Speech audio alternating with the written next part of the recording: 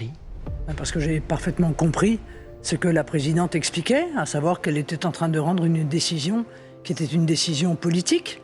La magistrate a assumé très clairement de mettre en œuvre l'exécution provisoire de l'inéligibilité, c'est-à-dire en réalité de rendre mon appel inutile sur ce sujet pour m'empêcher de me présenter et d'être élu, dit-elle, à l'élection présidentielle.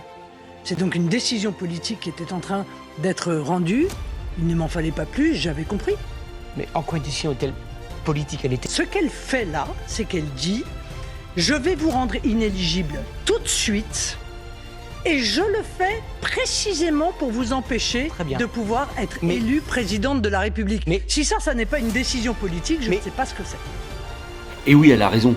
C'est une décision politique qui a été prise. Ce qu'il faut savoir, c'est que Marine Le Pen, elle était à 38% dans les sondages. Ça la mettait en tête de tous ses rivales. Et ça dérange. Donc, il y avait un procès en cours. Et là, elle a pris la peine maximale. Et là, personne n'ouvre les yeux. Alors qu'elle soit condamnée. Parce que s'il y a eu des problèmes, quoi. Moi, j'ai rien contre ça.